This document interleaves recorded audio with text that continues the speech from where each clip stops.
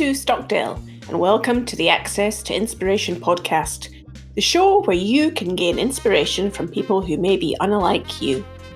We hope their stories and insights enable you to transcend your day-to-day challenges and reflect on what you are capable of achieving. Today I'm talking to Nontuthuko Mgabhi. Now, Nontu is an amazing woman. She is the first female from Africa to run 7 marathons on 7 continents in 7 consecutive days. And she's also General Manager of Human Resources in her day job. Welcome, Nontu, to the podcast. Thank you, Sue, for having me. It's my pleasure to be with you. Now, I'm fascinated to learn more about your adventurous spirit, perhaps I should say your marathon spirit. And perhaps you could share with us, first of all, what it was like when you finished that marathon efforts of 7 marathons on 7 continents in 7 days. What did you feel like at the end of that? The feelings really, I had so many mixed emotions that overwhelmed me, First feeling was I just did not believe I just finished. Feeling number 2 was because when we finished in Miami, I had booked a hotel very close to the finish line, knowing that my legs would be tired. So when I got to the hotel, I opened the door and I look at the bed and oh my God, today I'm going to sleep in a bed. Remember, for 7 days, I haven't been sleeping in a bed because you sleep while you're flying to the next destination. I remember opening a shower because throughout the 7 marathons, we only had an opportunity to shower only twice. So I opened water and I was like, oh my God, today I'm going to have a warm shower. I was overcome by those feelings of appreciating the little things that we often take for granted. But when I look back and I said, did I really pull through? Thinking about the likes of Antarctica, those were difficult marathons. So I was really overcome by what human spirit is capable of achieving. And did you have a good sleep? Oh, yes, I did. I must say I did, regardless of different time zones, but I just slept flat. What a wonderful ending. So tell us a bit more about what did this challenge involve? Where were the marathons and how did you go from place to place? The plan was it's always starts in Antarctica because the weather conditions there are not predictable. So once you do Antarctica, it becomes a little better to actually know for sure that we will be able to cover other continents. So when we were due to leave for Antarctica on the 6th of February, because we all met in Africa in Cape Town. So when we were in Cape Town airport, we got a report that the weather conditions in Antarctica are so bad that our private charter plane won't be able to land. So we had to go back to the hotel and attempt leaving for Antarctica the following day. And the following day, unfortunately, the weather conditions were still not great. So the race director then decided, let us start with Africa. And for me, it was like pure joy. First time having first female from Africa, and we starting in Africa. As they say, God visits all other continents, but he lives in Africa. So anyway, the race director had to now organize a Russian-operated aircraft with people who are obviously experienced in landing in tough weather conditions. So when we finished Cape Town, we had to quickly rush to Antarctica. Then Antarctica became the second marathon.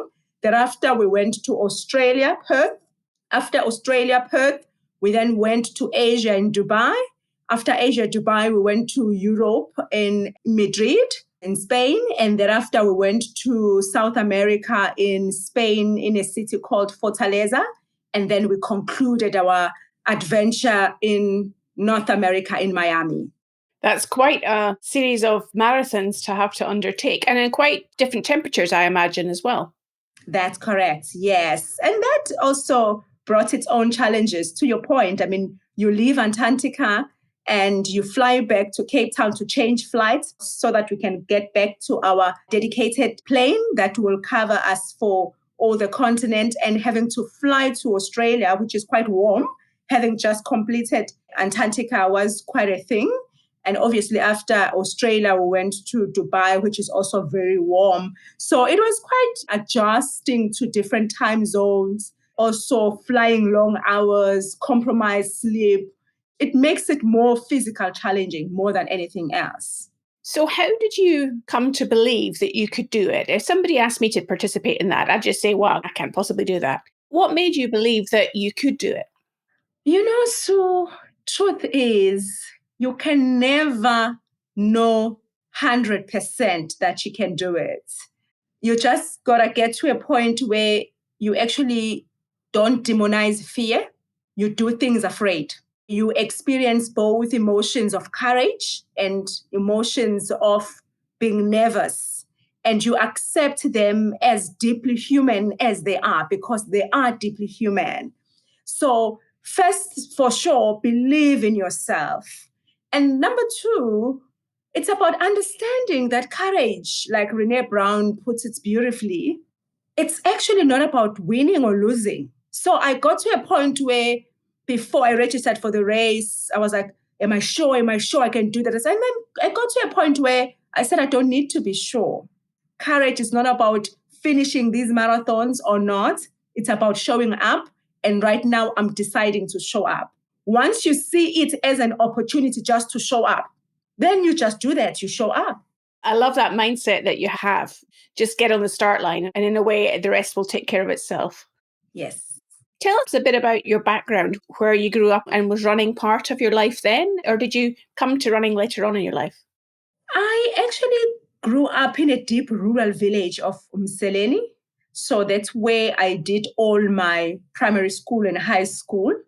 And obviously, in a deep rural village, schools that are underfunded, sports is luxury.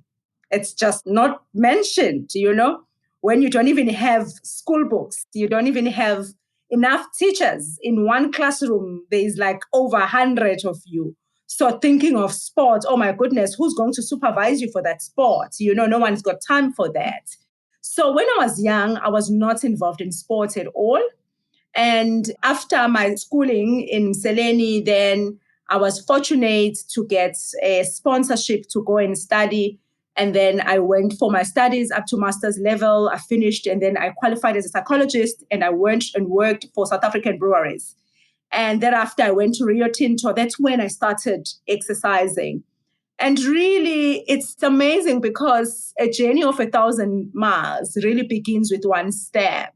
If I share with you that my love for running came from just entering for a 10-kilometer fun walk, not even a run, fun walk. And I must say, even that walk, credit to Zamalutuli, a friend who said, Nontu, let us go to Durban. So I'm in Richards Bay, let us go to Durban for East Coast Big Walk. So I'm like, that sounds cool. I mean, a nice weekend in Durban, let's get away from a small city and go to Durban and have fun. And then I was like, no, I can't finish 10 kilometers. Maybe let me enter for 5.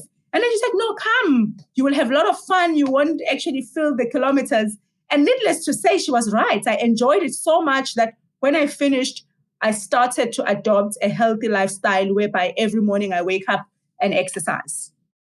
And then going from that to even a marathon, it requires quite a time commitment, if nothing else, to do the necessary training. How did you find the time, let alone the belief that you could do it? For exercise, I schedule it in the morning. I actually treat it as me time. It actually sets the tone for the day. I wake up at 4:30 in the morning every day, and I start my runs just before 5 o'clock. Why I do that is because I've got full control in the morning. No one can say they want to visit me at 4 or 5 a.m. And there's no work assignment during that time. Whereas if I leave it later in the day, there might be a late meeting. There might be a relative or a friend who wants to see me. So now I need to negotiate my run with my commitments or my relationships. Whereas if I schedule it in the morning, I've got full control. And besides, I always believe that waking up early than the rest give you that urge. I do believe in going to bed early and waking up early. So finding time for me was not a big issue. What I needed to do was just not to wait until I'm ready. For example, from the time I started running, from no running, within 9 months, I ran 90 kilometers. Wow, that's an achievement. And when I signed up for the Comrades Marathon, for me, again, the thinking was, let me show up. If I bail out halfway, so be it. I was in the arena. I did it. I would have loved the fact that I did it. And then I signed up, and needless to say, I finished. I think what is more important is don't wait until you are 100% ready. Just do it and then see. Now, I know that you were fundraising as part of this marathon challenge for a very good cause. Was that why you participated in the first place? Or did you want to then, once you'd signed up for the challenge, then think about supporting the cause? Which came first? It's interesting you've highlighted that. I'll be quite honest with you.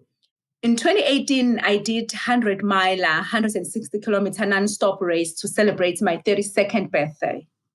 So in 2019, I thought to myself, I've done 100-mile, something that I always thought it's difficult and almost impossible. And then I asked myself, what's next? So I went and looked for challenges that will help me challenge myself and push the limits. And then I came across the 7 marathons. And then I thought to myself, I can't just do it for myself. Then I remembered a school I met in 2018 that was in dire need for better school infrastructure. Then I thought, I'll sign up for this race.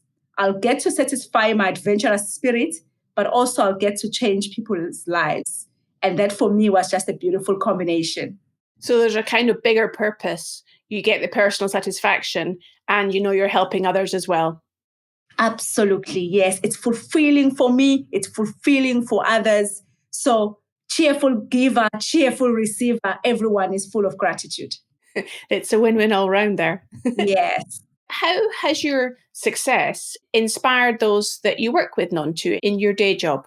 It's interesting you've asked that question because, to be quite honest with you, I am more inspired and humbled by people I work with. If I even think about how I got to do this challenge, credit to my boss, Alan Wala, the CEO of Richards Bay Coal Terminal, because I had seen this challenge and I thought to myself, it's just not possible. Two things made it not so possible. It's the price, obviously, to enter. And then, so it was a Monday. He was doing his walkabouts and he came to my office. Hi, Nontu, how was your weekend? I'm like, no, my weekend was good. I came across this and I'm like, I love it. But I was like, oh no, I can't do this. Obviously, it's physically challenging, but also it's expensive. And then he asked me, if you were to do it, it would be nice if you do it for a cause. And I said to him, how did you read my mind? Because I was thinking about a school in Mtubatuba. And then he said, RBCT will support you for your entry, go fundraise, and build that school. So he actually inspired me to do this. So they actually inspire me more than anything else. And, it's humbling, Sue, when you see people extremely excited about what you do, It shows that we're really connected. We are one with the universe. We are one with each other. And also, I want to believe, because I will obviously make my biases known, I'm very passionate about women empowerment. So what I do at work has actually empowered so many ladies. There's so many ladies who are now running, so many ladies who are taking on challenges, because I want to believe that by being who we are also giving others permission to be who they are. Wow. I can see that if you hadn't expressed what you wanted to do on that day, you never would have known that there was somebody out there that would be able to support you and help you to make it happen.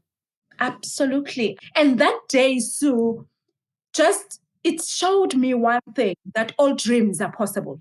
So what did you learn about you from this experience, about you as a human being, Nontu? What I learned more than anything else, Sue, I've always been a charitable person. I loved giving. But this experience has actually centered my soul so much and connected me to my higher purpose. Like right now, as you're going through COVID-19, the school that I supported by building the 5 classrooms through people's donations, they closed the school, obviously, because of COVID-19, and closing the school because many learners from that school depend on free meals that are served at school, meant that they will go hungry. So during this time of COVID-19, from April up to now, I actually distribute food parcels. I run some of the virtual races and raise money to distribute food parcels. Up to now, I've distributed over 250 food parcels and over 5,000 cloth masks to help them to comply with COVID-19. And these are the things that, although I was charitable even before, but I was not doing it intentionally. So it has actually connected me to actually feel the joy of giving. Like Muhammad Ali said, we all actually need to pay our rent of being service to someone else. So that's the thrill that I'm getting out of this. And this is deeply humbling and fulfills my soul. No, I can see that, the passion and the energy that you talk about it. I'm wondering whether your background in psychology and the role that you play in human resources in your workplace, were there any learnings from that that you were able to bring to being able to successfully complete those marathons? Because I guess it's not just about the physical capability. I know that from my Arctic expeditions, it's about the mental capacity. So I'm wondering whether there are any crossovers for you. Absolutely. You're actually absolutely right, because I always see running as a good metaphor of life. What I can say I learned from the challenge and applying in my role as a HR practitioner is, with the right amount of support, people are capable of achieving more. So I think about every time when we got into the plane, we were able to get into Wi-Fi. The messages I was getting, people sending me photos that I haven't seen because they were obviously updating the social media. People were so excited and believing in myself so much. And it goes to show that even at work, as leaders, we need to ask ourselves the question before we say someone is not performing, someone is not productive, someone is not engaged, as to how much support have we given them. And this support does not necessarily mean holding hand all the time, but be willing to actually invest a reasonable amount of time to attend to a person's fears or feelings. Because if you don't do that, then you will spend a lot of time attending to unproductivity. So what really kept me going, I must say, was also people believed in me.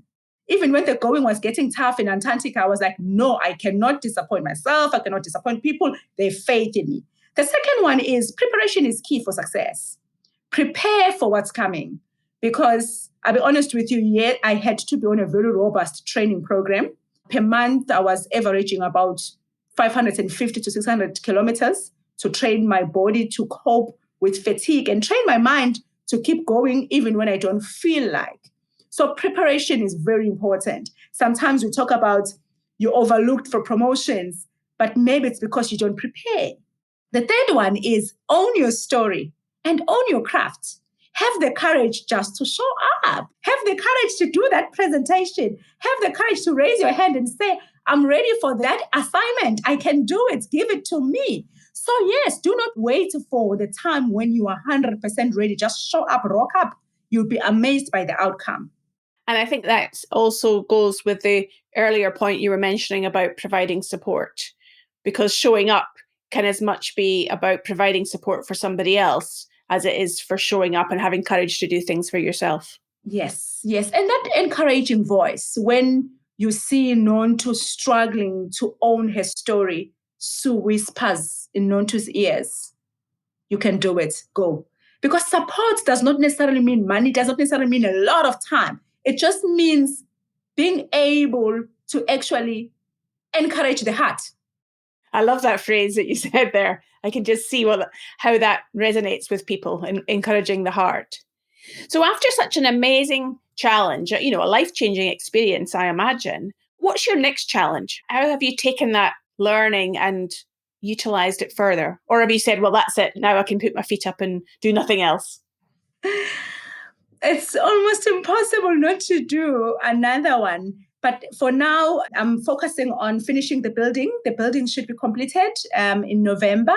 And the next challenge that I would like to do in 2022, obviously in light of COVID, 2021, it might be risky to plan a lot for. In 2022, I would like to run the North Pole Marathon. And I'll be doing this to support a girl child. I have an academy, a Go Beyond for a Girl Child, where I mentor and support 20 girls. So what I would like to do when I run the North Pole Marathon, the cost for it is reasonable, so I can pay for myself for the raise itself fully and raise funds to assist. There are girls who are like 12, 13 years who actually come from child-headed families. They are 12, but they've become a mother and a father looking after their siblings who are 5, 6. And there'll be like 4 of them living in one room. So I would like to build them 3 houses. It sounds like an ambitious dream, but it's just a basic structure, just to give them a place to hide their head. So that's what I would like to do. Because I really, truth be told, Sue, women, we face so many barriers. When it's compounded with poverty, it can be really discouraging. And it's heartening to hear that again, that by giving to others, you actually give to yourself. It sounds like it's a worthwhile challenge to do when you can have a bigger purpose. Yes. So Nontu, if you had the opportunity now to go back in time, knowing what you know now, what would you have told your younger self about life and what's possible? I love that question so much. It resonates with me on many levels. What I can actually tell my younger self about what's possible. Firstly, I would tell my younger self, hear what people say, but in the end, make your own decision. It's okay to listen, but in the end, make your own decision because it's in your hands. Ultimately, it's in your hands. Secondly, I would say don't take feedback or criticism from people who are actually not in the arena. Be selective about from whom you take feedback. Because sometimes we see the world as we are, and it's so easy to project our fears on others, our limitations on others. So have a select few who are in the arena, who are in action themselves, that you take feedback from. And do not listen to what a girl child should do or should not do.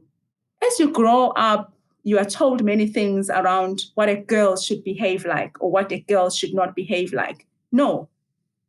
Be who and what you want to be.